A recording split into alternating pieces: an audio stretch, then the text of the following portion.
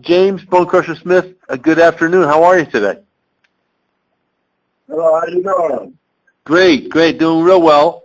I understand now you're living in what, North Carolina? Living in Myrtle Beach, South Carolina. Myrtle Beach, South Carolina. Okay, one of the Carolinas. Great. And I know that you've been doing lots of different things, one of which, of course, is the Valentis Coffee Program, which we will talk about. But the reason we wanted to talk to you today is actually about your father. We're on the eve of Father's Day, and Jesse Smith, who was James Bonecrusher Smith's dad, is a man who deserves to be remembered and talked about. So I wanted to know if you could tell us a little bit about the man behind James Bonecrusher Smith. Tell us about your dad. What kind of a guy was he? Well, he was a cool guy, hard worker, sharecropper, and he grew up without his parents. And it's amazing that he's an entrepreneur. He grew vegetables and sold vegetables, but he taught me a lot, you know. So let me ask you about this. So he grew up as an orphan, or did his dad wasn't in the picture, or what happened? Yeah, he grew up as an orphan. Wow. Did he have any siblings that he had to raise as well? Yeah, he had one brother. Okay, so he met Bertha, your mom. They get married. They have 6 children. Where are you in the family, by the way, James? Are you the oldest, youngest, middle? I'm the third from the top. Third from the top, okay. So your dad was a sharecropper. Doesn't sound like a type of existence where there was much money in the house. How did your dad make it happen? How did he make ends meet for such a large family? He was an entrepreneur, and he grew vegetables, and we grew vegetables around beans and corn and potatoes, greens, and collard greens, and turnip greens, and we would sell those. We would grow those and sell them. What, like in a nearby market or what? Yeah, he had his own market. Oh, really? So he had his own market, what, on the side of the road or in town? You were born in Magnolia. Was it in Magnolia or whereabouts? And he would, he would take it around. He would transport the vegetables. Okay, right. And so I guess this is back in like the 1950s, early 60s. So you basically learned, I guess, from him how to hustle, how to work hard. You probably went through a lot of family crises, I imagine. And he was not a boxer himself, was he? No. So what is it about him that was special, the traits that your dad had, the virtues that he had, the characteristics that made him a guy that could help you become transformed into somebody who became world champion? What was that all about? Hard work, focus and commitment. Okay. And things that a person needs to be successful, no matter what they choose to do in their life. Yeah, and you have a sense of humor. I know this because we were listening to you on Bill Martinez Live. You have a lot of good quips and a lot of good jokes that you make. You could probably do stand-up comedy if you wanted to, James. I don't know if you've been told that, but was your dad the type of guy who was very serious, or did he have a sense of humor? Did you get that sense of humor from Bertha? How'd that happen? He had a sense of humor too. Really? What kind of stuff did he joke about? I don't know how much time do we have, but so we have enough jokes that he used to tell, and he told me and my older brother about when once upon a time he had a mule. He had 2 mules. Uh-huh. And every so often the mule would go out and lay down in the pasture. And this particular day that this mule lay down in the pasture, and there were 2 buzzards flying over, and they mistakenly thought the mule was dead. Uh-huh. So one buzzard told the other buzzard, said, "Try." And the other buzzard said, "You try." So that particular buzzard flew down and stuck his bill in the mule's behind. And the mule got up and the buzzard landed on his back. Yeah. And he was galloping. And the buzzard says, stop. The buzzard was saying, stop. And the buzzard said he would stop, but he couldn't get his foot on the ground.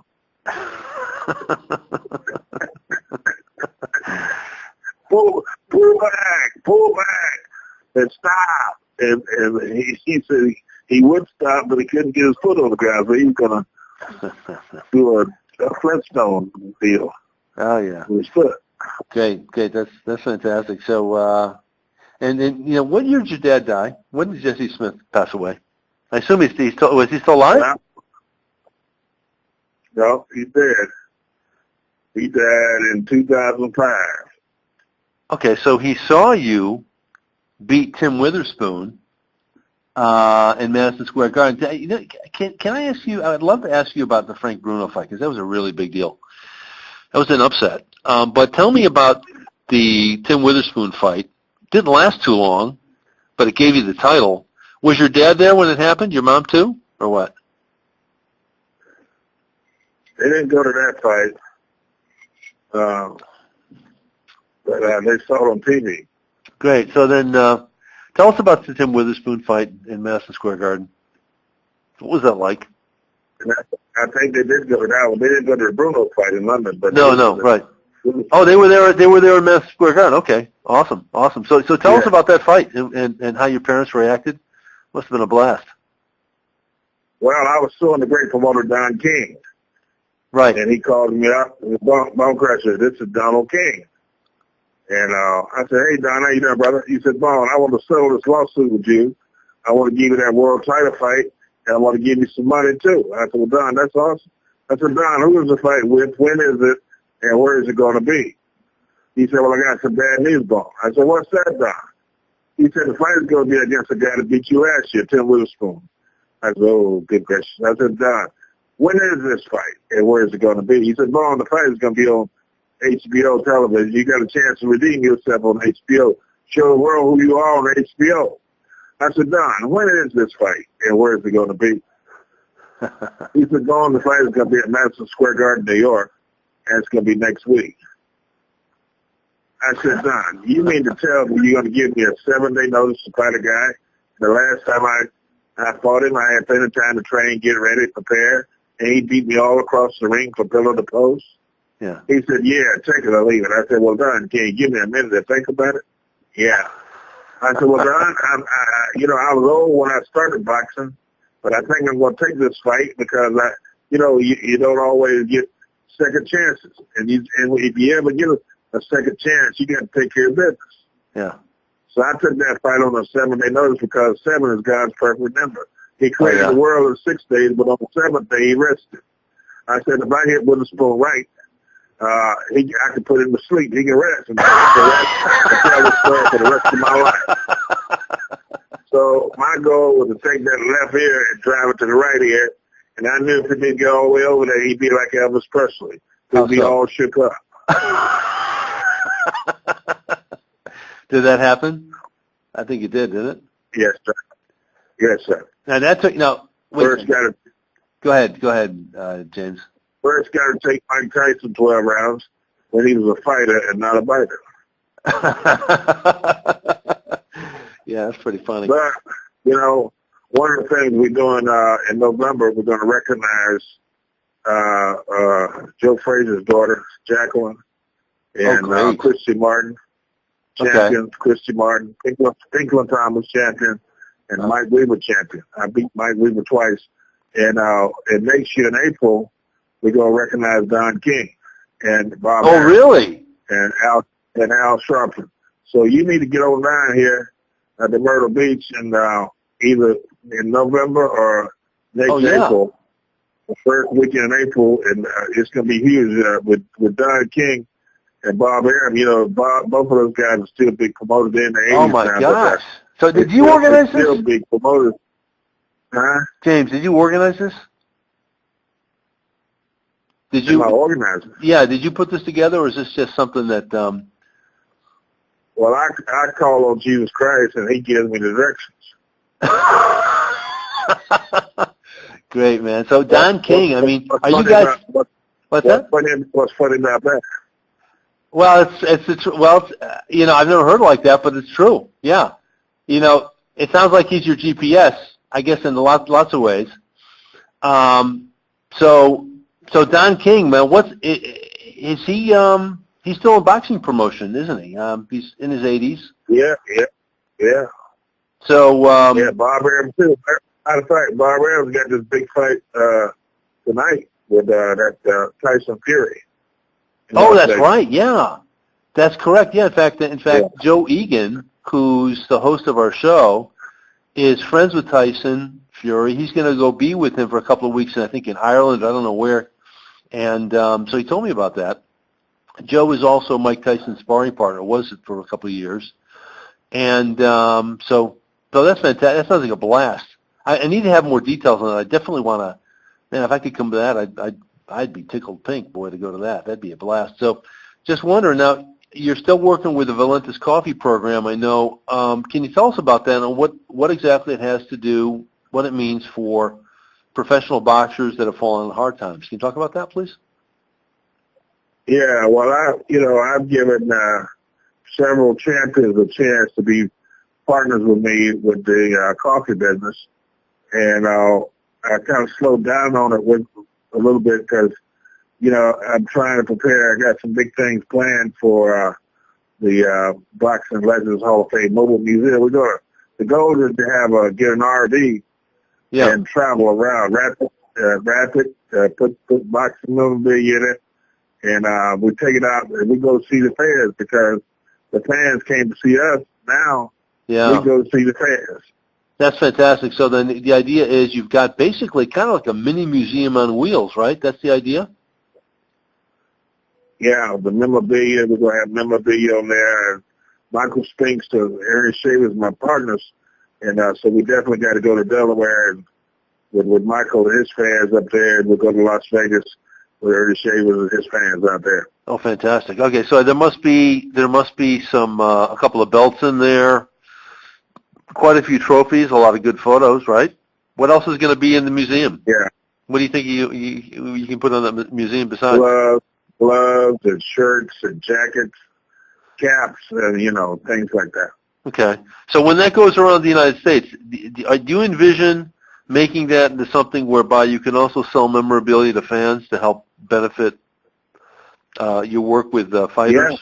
Yeah, absolutely, yeah. And we're gonna give our fans a chance to have their name in the Hall of Fame. If they make a donation contribution.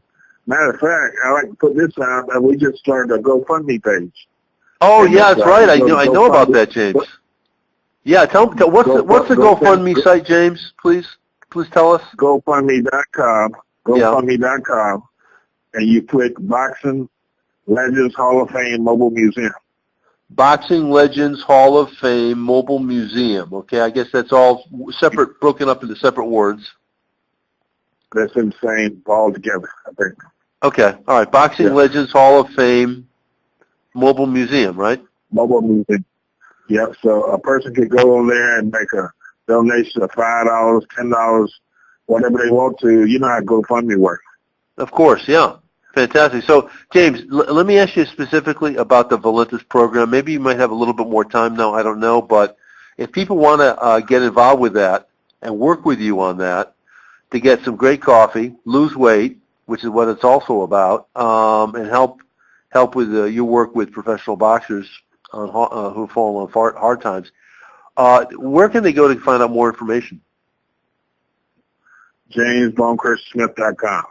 JamesBonecrusherSmith.com. Okay, that'd be fantastic. And now, any other opinions about? I know you're going to see some fights today. Any opinion about some of the more recent controversies, Deontay Wilder or Tyson Fury or Dennis Dillon? I don't know. You follow MMA a lot? Ruiz or whatever his name is. He just beat one of the guys. Yeah, I know, sure. It was, Dennis Dillon beat, I forget his name, but it was a real quick. Joshua. Okay, it was a real quick submission, right? And no, they went 7 rounds. Okay, all right, but it was considered relatively quick, and some people were saying it was a tomato can opponent that he had. They're just curious about that. Joe Egan was a sparring partner. Who did you use as a sparring partner when you were pro? Did you have one? Yeah. I mean, how do you prepare for a fight without sparring partners? Yeah. I don't know. I don't know. That'd be pretty tough. I mean, I imagine you did. And you also had Emil Griffith as your trainer, right? Did you and Emil get in the ring a lot? Yeah, we worked with the pads, different things. I had several guys. Great. Okay. Yeah. Good. A lot of good times in those days. And what's kind of remarkable is that you turned pro at 28. It's pretty old, isn't it? Were you considered like the old man of the boxing ring back in the 80s and 70s? I was considered a hard puncher. If I hit you, and hit you right, you see, my goal was to make you see 3 people. And so what's the deal with your name, your nickname, Bonecrusher? That happened in the Army, right? Yeah, I used to break ribs and crack noses and all kinds of things. Okay. Bonecrusher. Great. So in your Army career, I mean, it's I guess it's true to say that you fought for the U.S. Army, isn't it? Because you weren't like a veteran, but you were a veteran in the ring by the time you turned pro, because you toured around basically doing fights with other guys in the Army, right? Yeah, I had a great opportunity, and God blessed me with good skills, and I was able to use my skills, and now at 66, I'm able to travel around. I got a good-looking fiance, and I travel around, and she kisses me, she loves me, and I just got to go. I got everything I need. All right, well, that's great, James. Fantastic. Listen, James, it's always good talking to you. You've got a live sense of humor, man. You're a blast. Good luck with the Mobile Museum on Wheels for Boxing. And want to hear more details about that big event with Rob Aaron and Don King, that tribute. Sounds like it's going to be a lot of fun and a lot of great stuff happening in 2019 for James Bonecrusher. If anybody want to reach me, they can call me on my cell phone, 910-658-3408. I'll talk to you. Incredible. 910-658-3408. God bless you. Hey, God bless you. Happy Father's Day to all the fathers out there. Happy Father's Day. All right, happy Father's Day to James Bonecrusher Smith. Thanks for the interview. We look forward to hearing from you again, James, and you have a great day. Great Sunday, too, for Father's Day. Bless you now. All right, God bless. Bless you. Bye-bye. All right.